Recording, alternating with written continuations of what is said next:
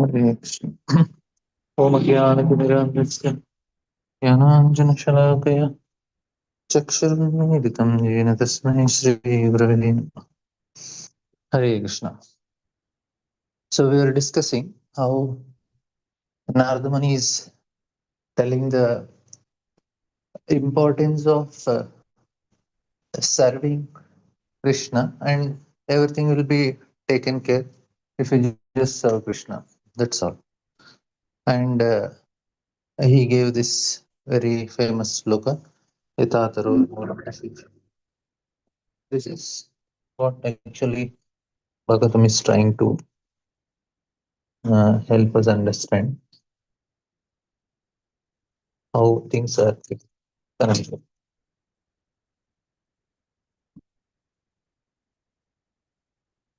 And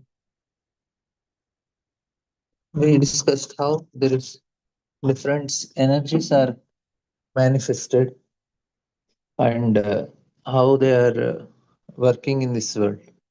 So even the energy of earth, that is manifested in terms of vegetation. So this is what we discussed yesterday, and here Prachetas, they were also first section is Prachetas telling the importance of devotees, and then Narada is coming and telling the importance of serving Krishna. So these are the two important themes of this section. So every section has certain themes. So here this is the most important theme of this section, which uh, I'll just share the screen for you.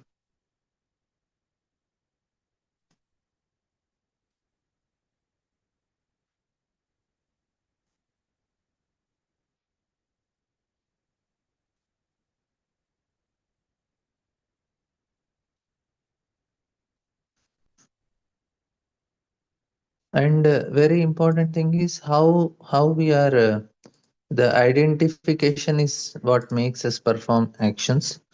And here connection to Guru, actually very important, how we are connecting, how we are relating. And just 1 second, I'll just share the screen for you.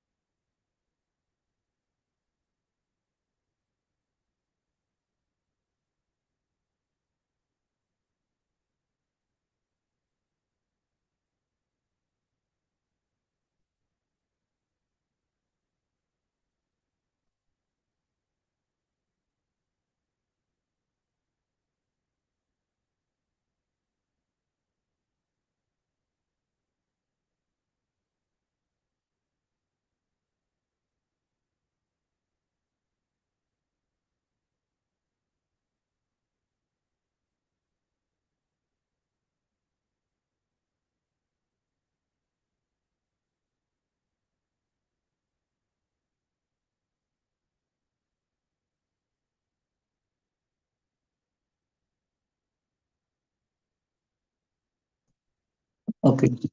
I'm not able to. I'll just directly go to the person.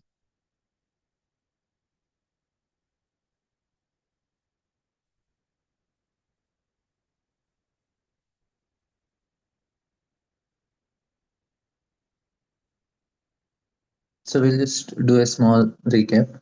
So here, when Maitreya continued what Prachetas did, so then they meet Narada Muni, and then they offer some prayers to Narada Muni. And one of the most important thing is that they explain uh, how it is so important for them the association of devotees. Now we'll see what Narada Muni is trying to instruct.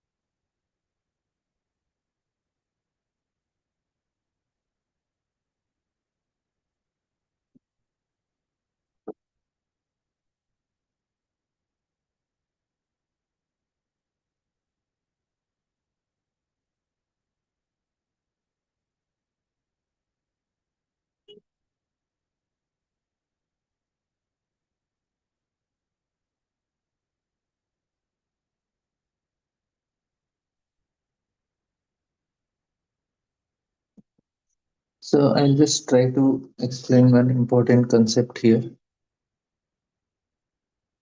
See how the learning happens.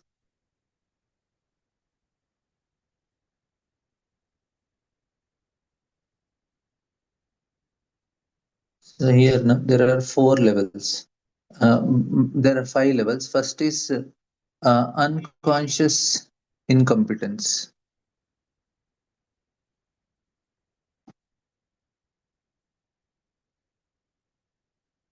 and there is conscious incompetence.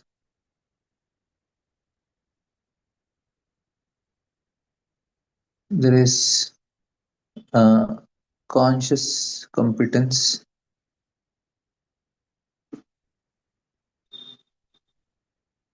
and unconscious competence. And the last one, most important, is conscious uh, and conscious competence with heart. So these are the four levels. And this is actually where we can practice Krishna consciousness. This is the most important aspect where we can practice our Krishna consciousness. The first thing is we don't know that we don't know only. Like say people give example of driving. So they don't know that they don't know about driving. So they think, oh, it's so simple. Just have to rotate the steering. But later on, when they sit in front of the steering, then they understand, oh, I really don't know. So they are consciously incompetent. So they understood they cannot do it. Then they start learning it. When they are learning, they are very conscious and consciously they are learning. They become competent.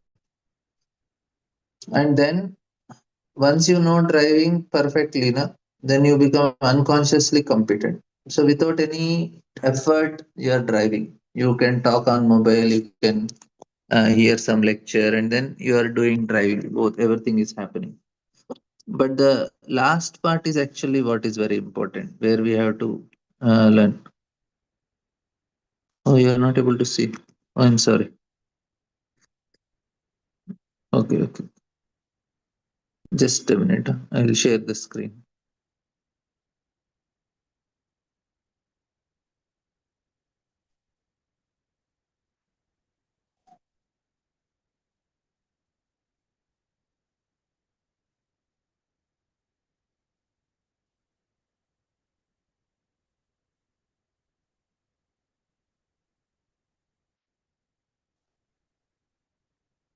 I'll share the screen for you.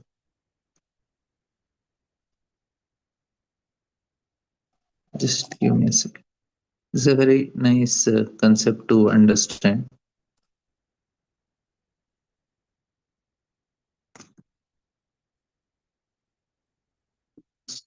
So we will. This is the fifth thing, that what is very important is uh, when we are learning things. uh, After learning things, na, we have to put our heart. This is the most difficult thing. Generally, our mind tends to be lazy, and we want to be always in a relaxed mode. After working whole day, we want to relax. What is relaxing? We say, let my mind relax. It is not, sometimes body is not tired, but mind is tired. So we want relaxation for uh, the body. So this is the most important thing to understand. So we are all tired with our mind. Body is there. That means the tendency to relax is always there for us. We have to overcome this tendency. And how does this happen? Uh, this is when we are conscious about when we are conscious. So this overcome that is called awakening. So that awakening should happen for us. And that will happen when we are in association of a spiritual master. There is no other way to overcome this tendency other than having a spiritual master. So, and this is actually what our Bhagavatam is, sorry, the Krishna consciousness whole thing, what we are trying to learn, everything is actually talking about this thing only. How to make us conscious. So generally, we live in a very unconscious state. So how to live in a conscious state? That is the biggest task for all of us. So here I will just share the screen for you.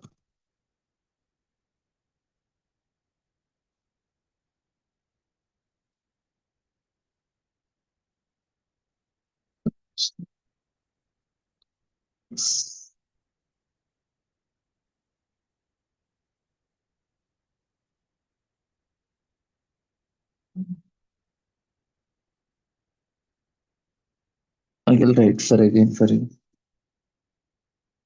So unconscious competence.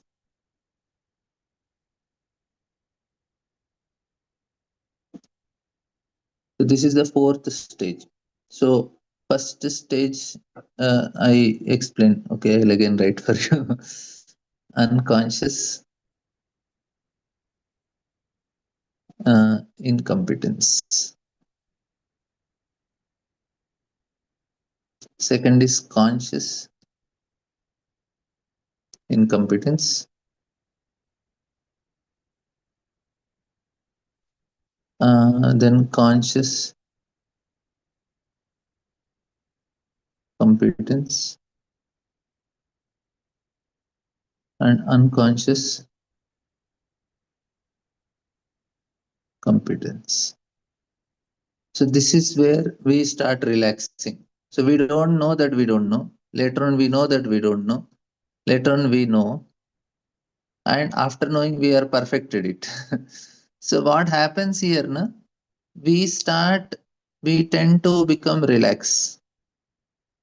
Now I know how to do dressing. So without putting my heart also I can do dressing.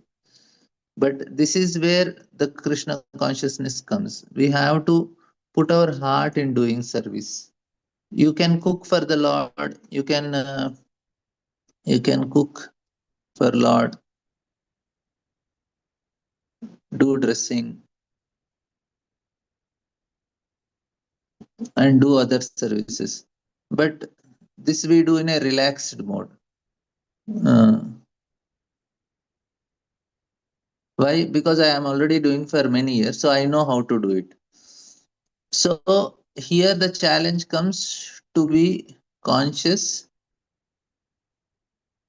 Means here we have to put our heart. Put heart means what? Emotions. So with spiritual emotions, I should do the action. So this is where the Krishna consciousness awakening comes. So this is called awakening. Awakening means I am putting my spiritual emotions or some emotions. How do we get the spirit emotions? We offer prayers. So this is actually what is the secret. So we have to offer prayers, and then we start developing uh, the emotions, and then we will be able to advance in Krishna consciousness. So that is the way to advance. What happens is actually in Abhyasa and Vairagya, these are the two things that Krishna explained. So he's telling we have Abhyasa. Abhyasa is practice, and Vairagya. So now in Abhyasa, there are three aspects: Nirantara, Dirghakala, and one is to be attentive. Nirantara, Dirghakala, and the third one,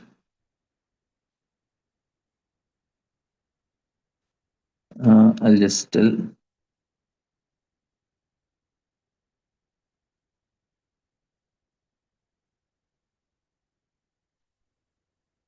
Yeah, the third is called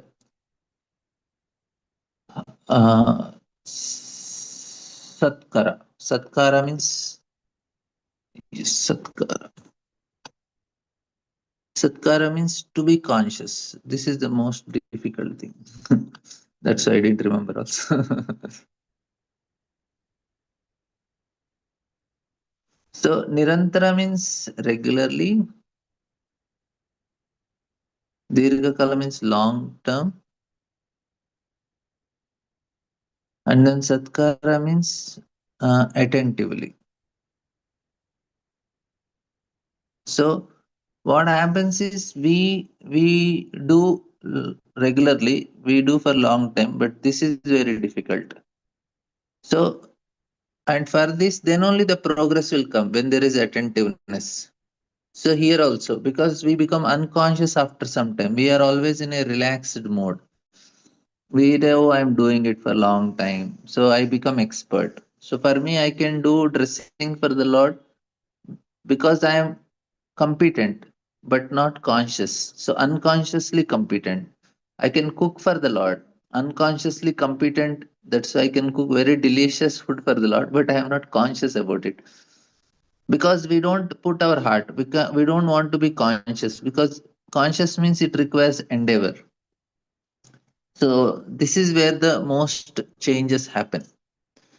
We will come to that again. So this is vairagya is detachment. So now we are discussing about uh, prachetas. So we'll come back again. We'll just do a revision.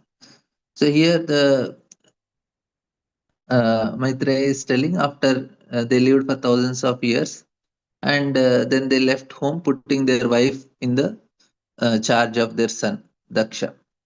And when they went, they started doing their devotional service, and where they met.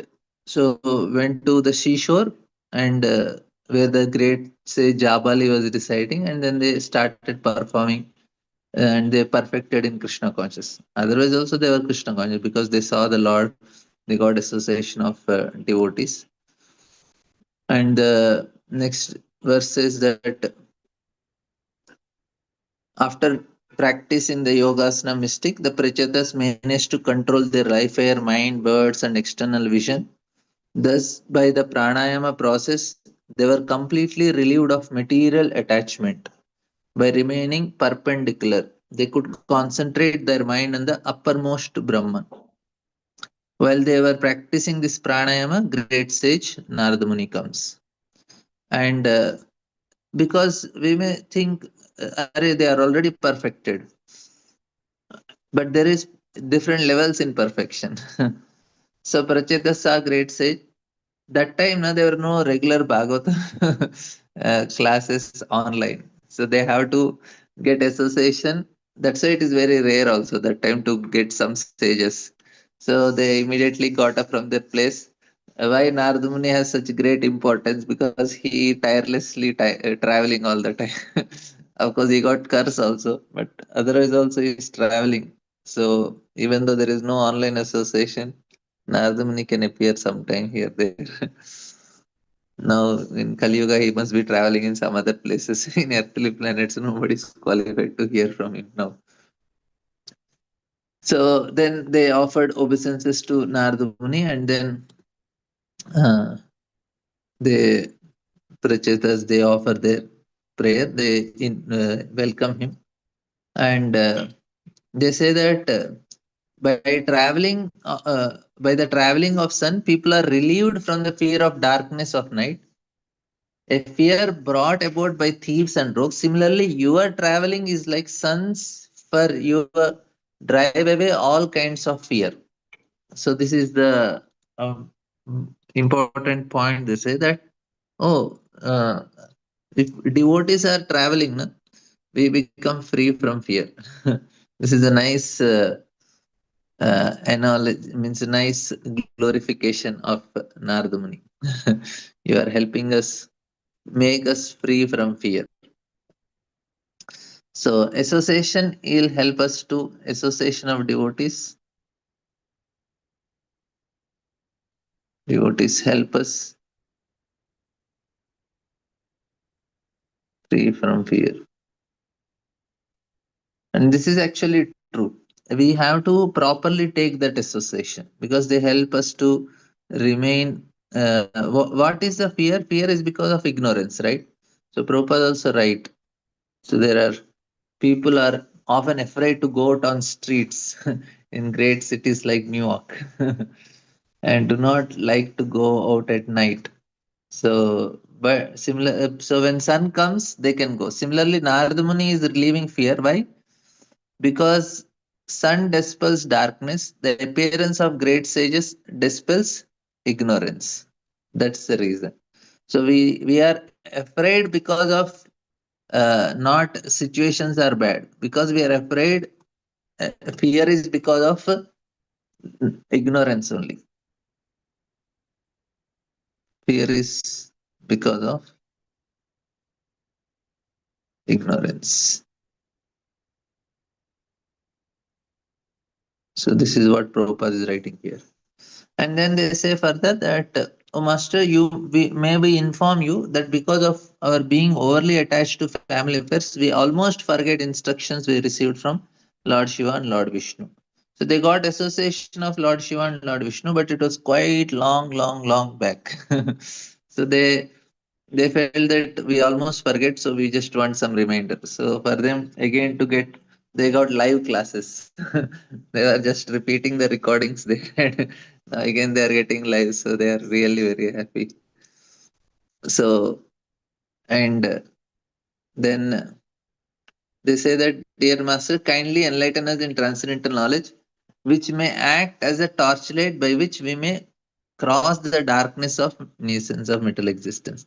So Prachetas know that Narada Muni is more realized. So they also have great realization, but they want to hear from a more realized person. So then Maitreya is telling that, uh, my dear Vidura, being thus petitioned by Prachetas, Narada Muni, he starts speaking. And so this is the Bhagavatam class of Narada Muni to Prachetas. So very interesting. What topic Narada Muni is choosing to speak? So first he tells, when living entities in devotional when a living entity engages in devotional to Supreme Lord, who is Supreme Controller, his birth, all his spiritual activities, his lifespan, his mind, his words are all factually perfect. So this is the theme of Narada Muni's talk. So he want to tell that how devotional service, everything is perfect. So by engaging in devotional service, he is supreme controller, birth, activities, lifespan, mind, all are factually perfect. So this is the first theme. So everything is perfect. Everything will become perfect. Means that is the purpose of all these things. What is the purpose of our birth? To engage in devotional service. Purpose of our actions to engage in devotional service. Why such a lifespan is given? So that we what is the purpose of our mind and our words? Everything is for this. So when we do it, so everything will become perfect. So everything is given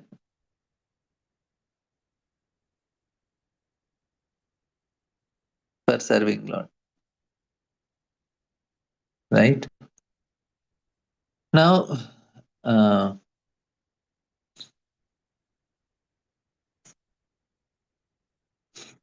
and then Prabhupada is telling what are Aryans and other things, lower animals. Then we got the highest. Uh, so real religion, however, means to become God conscious. Prabhupada is telling. So this is the very important point. And then he further explains.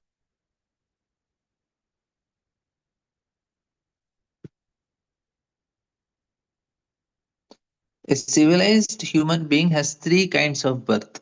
Now he told birth is perfect, but then he's telling what are three types of birth: the birth by the father and mother, the birth by which is called seminal birth. Next is birth on initiation by spiritual master.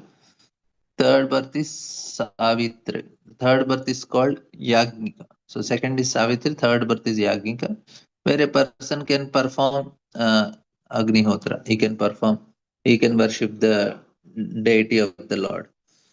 Despite the opportunities for attaining such birth, even if one gets the lifespan of demigod, if one does not actually engage in devotional service, everything is useless. So now he's telling everything will be perfect if you serve. So then he started about first topic is about birth, right? So birth is telling three types. And then he tells that despite opportunity to attain such births, all three, even if one gets the lifespan of demigods, if one does not engage in devotional service, everything is useless. So he in the previous verse he told how to perfect our lifespan life. Now he's telling, okay, this is the three types and these are all useless, even if you get this that of the Brahma also. So then Prabhupada explain about Garbhadan Sanskara and then then the Sanatan Goswamis that even if you are bell metal with mixed with mercury transforms to gold, a person even though not gold pure can be transformed into a Brahmana or a Dvija, second by initiation. So that is the purpose of initiation. And for us, how we transform is when we change our consciousness by chanting. So that's how the qualification is. So one is first initiation, then there is Gayatri Mantra, and here Prabhupada is very nicely explaining. Even a person is born in Chandala, dog eater, so he is qualified. This is such a huge purport. And so many Shastras Prabhupada is quoting from Bhagavad Gita and Bhagavatam only, and other Shastras which quoted by Acharyas. So he's trying to explain about birth. And then Narada Muni is talking about the second thing is without devotional service, what is the meaning of severe austerities? The process of hearing, the power of speech, the power of mental speculation, elevated intelligence, strength, and power of the senses. So he's continuing the theme. So he's telling everything is perfect when we serve. So he told about the body now. Now he's talking about the purpose is it is perfect if your austerities are perfect when we serve Krishna.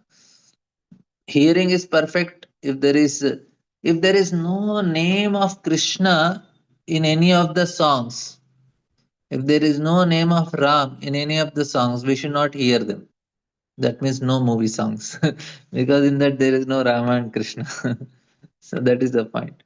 So we should not hear something which does not have Rama and Krishna in them. The name of Lord, glorification of Lord is there.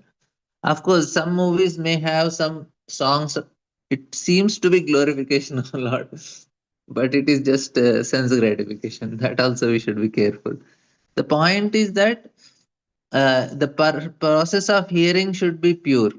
The power of speech should be pure. The power of mental speculation should be pure, elevated. So everything as the power of senses. So it should all be only for devotional service. So this is the theme of Narada in this section. So he's continuing this theme. He's telling, yes, austerity is here.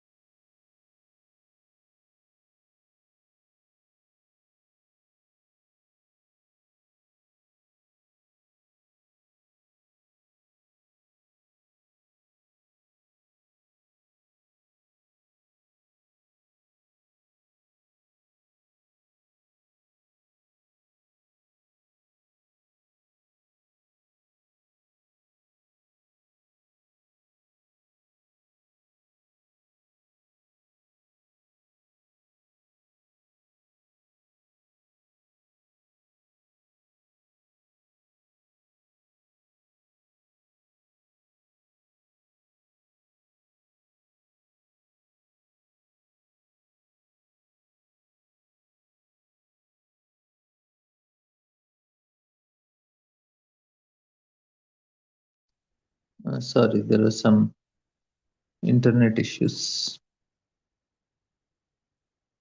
which regularly happens here.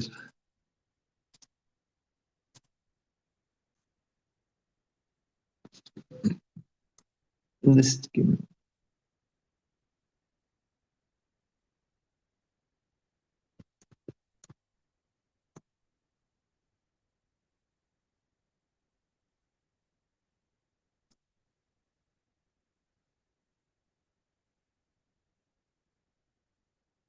I'll just share the screen for you.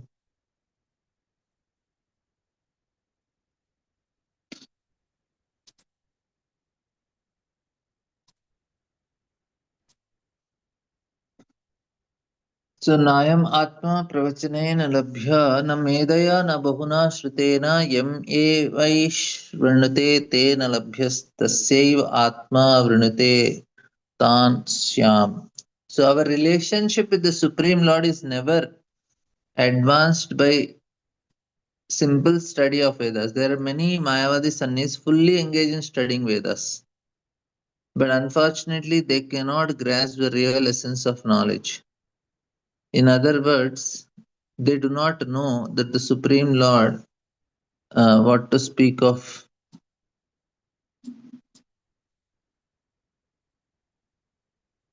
what then is use of studying all the Vedas. So that is the point. So there are many religious systems with wherein penance and austerities are greatly stressed. But the end, no one understands Krishna. So that is the point. So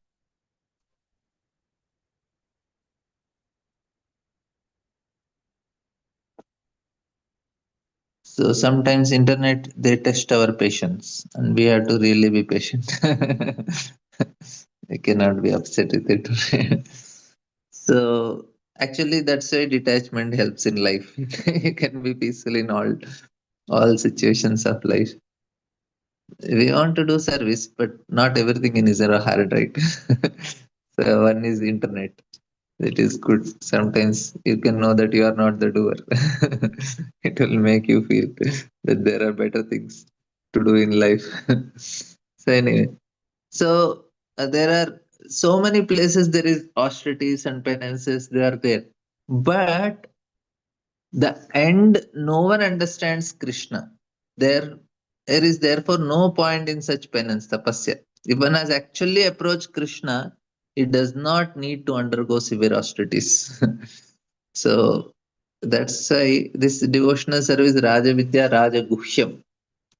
So sometimes these professional readers manifest very good scholarship and exhibit word jugglery. Unfortunately, they are never devotees of Supreme Lord. Consequently, they cannot impress upon their audience the real essence of knowledge, Krishna. So there are also many thoughtful writers and creative philosophers, but despite all their learning, if they cannot approach Supreme Lord, they are simply useless mental speculators. So Prabhupada is very heavy on these fellows. So then we'll go further. How the theme is same only. How everything should be connected. So first he told body, intelligence, lifespan, everything. Then he told what are different types of birth. Now he is telling about penance, intelligence, and all these things. Now we'll see what he is telling. The transcendental practices that do not ultimately help one realize Supreme Lord are all useless. He's telling they may be mystic yoga practices, analytical study of matter, severe austerities, acceptance of sannyas, studying of Vedic literature. All these may be very important aspects of spiritual advancement, but unless one understands the Supreme Lord Hari, all these processes are useless. So he's telling the same thing. If you don't do, you got all these things. If they are not properly utilized, which they are meant to understand Krishna, to serve Krishna, then your mystic yoga practices, your analytical studies, severe austerities, acceptance of sannyas, studying of Vedic literature, actually they are very important aspects. But they don't understand Supreme Lord, serve Him, they're all useless. So, Kimva Yogena Sankyena Nasya Swadhyayorapi Kimva Seyobhir Anyaischa Na Yatratma Prodho Hari.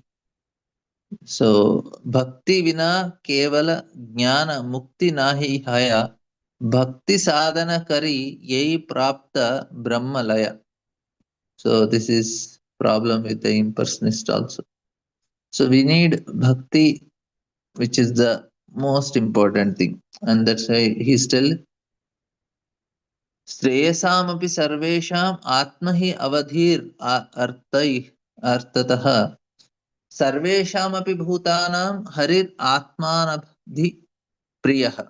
Factually, the Supreme Lord is the original source of all self-realization. Consequently, the goal of all auspicious activities, karma, jnana, yoga, and bhakti is the Supreme Lord.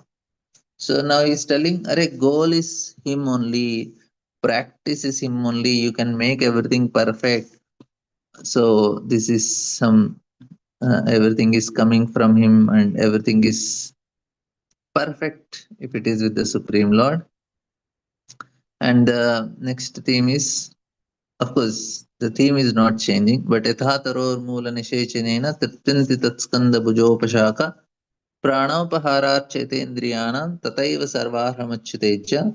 As pouring water on the root of the tree energizes the trunk, branches, twigs, and everything else, as supplying food to the stomach and enlivens the senses and limbs of the body. Similarly, worshipping Supreme Lord through devotional service automatically satisfies demigods who are part of the Supreme. So, need not worship demigods also. Just do devotional service.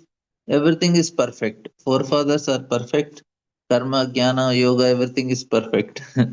So, the theme continues of Narad Muni. So, every section, of course, he may take two, three other themes, but basically, this is the theme he is speaking. That I do bhakti, everything is done. Otherwise, it's all waste. And this is during the here during the rainy season, water is generated from the sun. And due course of time during the summer season, the very same water is again absorbed by the sun. Similarly, all living entities moving and inert are generated from earth, and again after some time they return to earth. Thus, similarly, everything emanates from Supreme Lord and due course enter into him again. So this is actually what happens. And So everything is coming from the Supreme Lord. So just serve the Supreme Lord. That is the perfection. You are given all these things so to serve Him only. And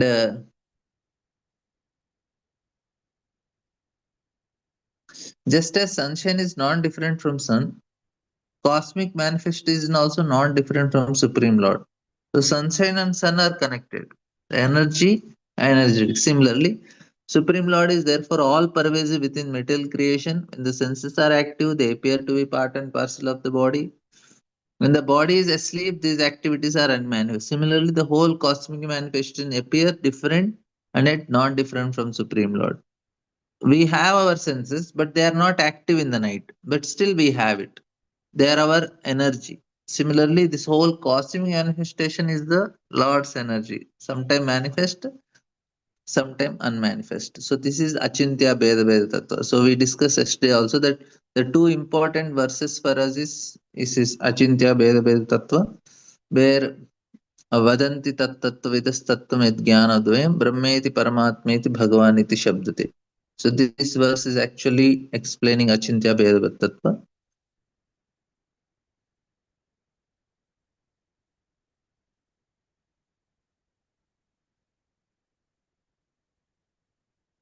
So yata nabhasya abhratamah prakasha bhavanti bhupana bhavantya anukramat evam pare brahmani saktasya tva amau rajastamas sattvam pravaha. My dear king, sometimes in sky there are clouds, sometimes there is darkness, sometimes there is illumination. The appearance of these takes place consecutively.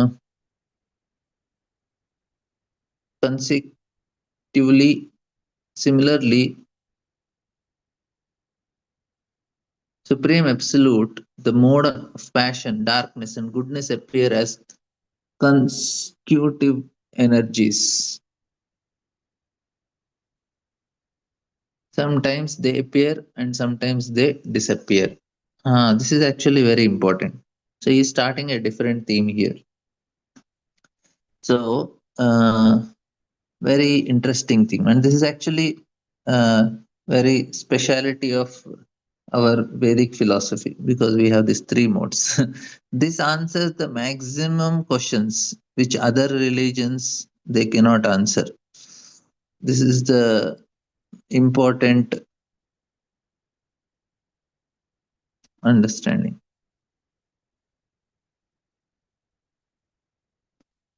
Very important understanding. This is addressing many issues actually. Why world is like this?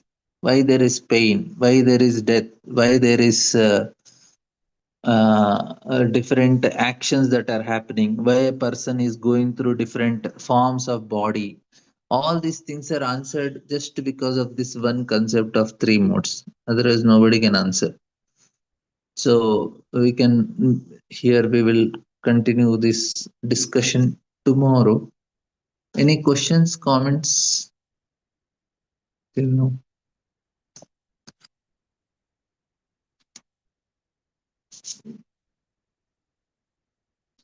Yes, Gail Mataji.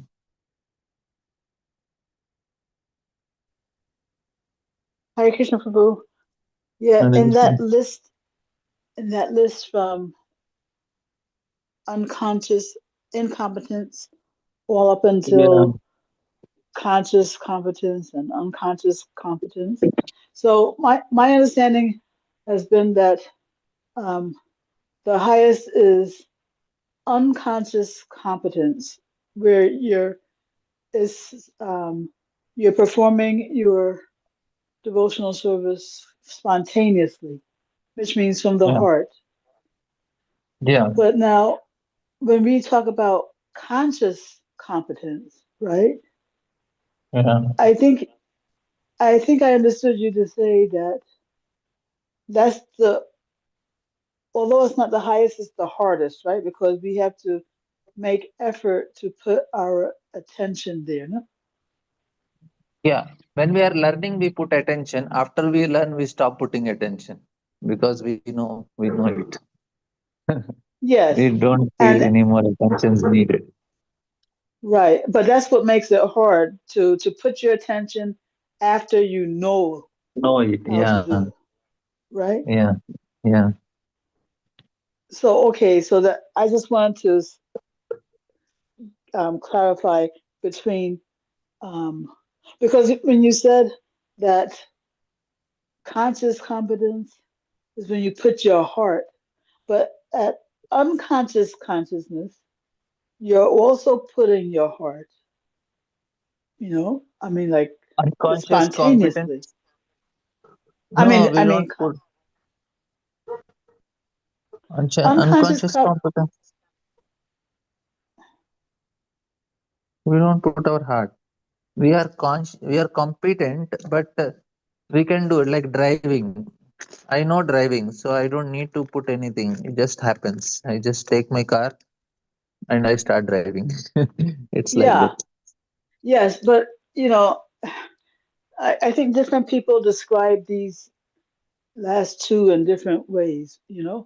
Like some people will describe unconscious competence as something that you do so well that it is spontaneous. Spontaneous meaning because spontaneous can mean you're doing it from your heart. Because you're doing it from your heart, you don't have to, as opposed to like a practice where you have to put that effort in trying to do it. It just comes very naturally, whereas conscious competence, you you know how to do it and you know that you know how to do it, but you don't uh, anyway, my language is getting all muddled, but I Yeah. think what I'm trying to say is that unconscious competence can be described as something that you don't have to put thought to it because you can do it so well, but also because it's coming from your heart. Not that it's not coming from your heart. It's just like the perfected devotees, right? They're no longer practicing, they're acting from a spontaneous platform. So that could be described as unconscious competence when it's No, at no, that no. highest. I'll explain. See, when you are when now you know cooking and you can cook nicely and you can cook consciously. Is like say now you can cook and now suddenly to your house some very senior devotee or some Maharaj is coming and they are telling now you should cook for him. Now you are good in cooking, but when you come to know that you are cooking for him, you become little more conscious in your cooking. What Yeah, is the difference in regular cooking and that cooking when suddenly some senior is coming? yeah, more heart, you're saying. So this is actually what is needed. So every moment we should try to do that, put more heart. So this is where the difference comes. So How we would you? have to. This is the most important difference. So what happens is generally we tend to become lazy in terms of our mind. We know how to do it. Then we say, okay, I know, I just go on with my thing. But we have to learn to be conscious all the time. So this is which is the most difficult thing. I say, okay, I am doing it. I can do it professionally. I can do it with heart. So this part is the most difficult thing. So Krishna consciousness is all about awakening of our consciousness to be to put our heart in all the things which we are doing is the most difficult thing. because it requires effort. Like say for example, today Maharaj came to your house and you have to cook, and you are cooking. You are very consciously cooking, and he's there for 2 days. After uh, fourth day he left. That day also you are cooking, but you feel little. You want to. Array every day. How can I cook? I want little relaxation. Every day you are cooking anyway. So what is the relaxation we want? We want to be relaxed in the mind. Mind says, okay, enough. I cannot be conscious so much. I want to do it unconsciously now. So we tend to go to a zone of unconsciousness after some time because it becomes too much for our mind to be conscious all the time. Hmm. Every day is Maharaj is there. Every day you are cooking, na? So why can't you cook every day to Maharaj? He says, "Arre, every day I cannot cook because it requires so much mental energy, which buddhi is needed there. So it is not just manas. We need to put our buddhi, and we say, I cannot do it every day. No. Same thing with our chanting also. Chanting attentively and chanting. Both are differences there. I can chant every day, but every day attentive chanting, you have to put an effort, which we don't want to put because mind is lazy. Hmm. You're understanding Yeah. difference? Yeah. Yeah. No, I totally get it, but um, I still feel that So the, now you know how to do cooking, but now you have to put your heart and do cooking. So that is the no, I get difference. it. Yeah, no, I totally get it. I totally get it. But I'm just saying that we can talk about another gradation, right? Where yes, you start with um,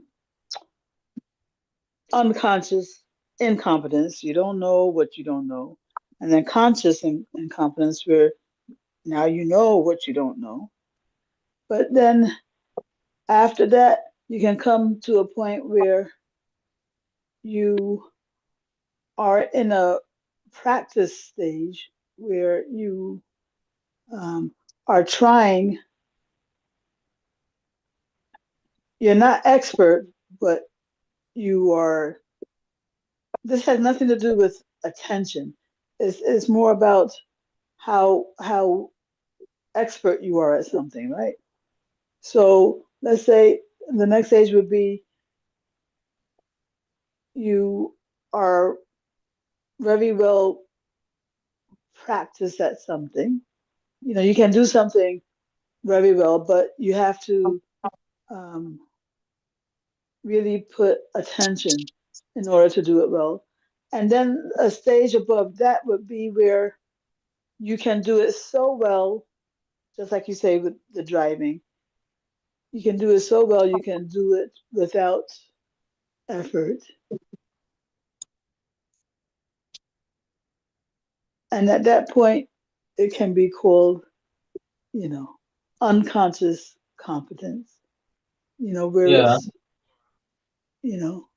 so I mean, it's just those words can describe, those last two words can describe different things.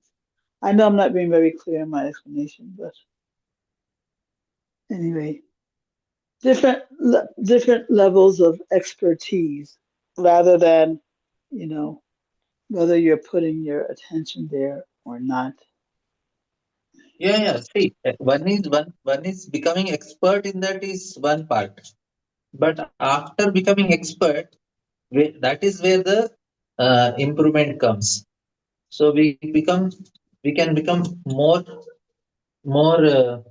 good when More we attentive. already more attentive, and then the absorption comes. That is where we can enter into samadhi level, where you are completely Right. absorbed in the service and you are experiencing a different level of consciousness. Even in your service, also you are completely absorbed and you enter into a state of samadhi in your service. This is what. Yeah. Uh, so you are just absorbed in the service of the deities. You are so much absorbed that you enter into a state of trance. Yeah. So that is what is samadhi for us. So Yeah. we, Mhm. not just sitting and doing some meditation. Your samadhi, you can enter into samadhi by rendering service. All the Goswamis, they are serving the deity and then they are completely absorbed in that. Some devotees, they are fully absorbed in the service of deity. Arey, you already know it. How can you get into samadhi? You become mechanical. No, they don't become mechanical doing the same job for years and years. Same simple service they are doing, but years and years, how they are doing? Because they are not doing just in a mechanical way. Because they know Hmm. how to dress or something. They may not be even Yeah. putting sophisticated things, but they are putting their heart in that. That's why they are able to get Uh-huh. absorption. Well, what's the distinction that you were making between samadhi and meditation? This is Sanskrit word, that is English word. Yeah, but conceptually speaking, conceptually, what was the distinction? Once you start meditating, then you enter into samadhi. So this is the end goal of meditation: is we want to enter into a state of complete trance.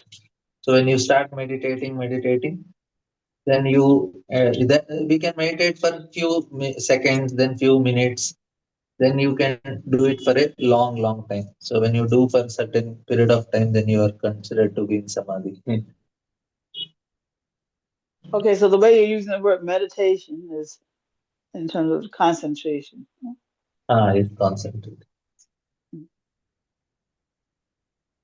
Uh-huh. Okay. Thank you, Prabhu. Hare Krishna. Thank you all very much. Srimad Bhagavatam ki jai, Srila Prabhupada.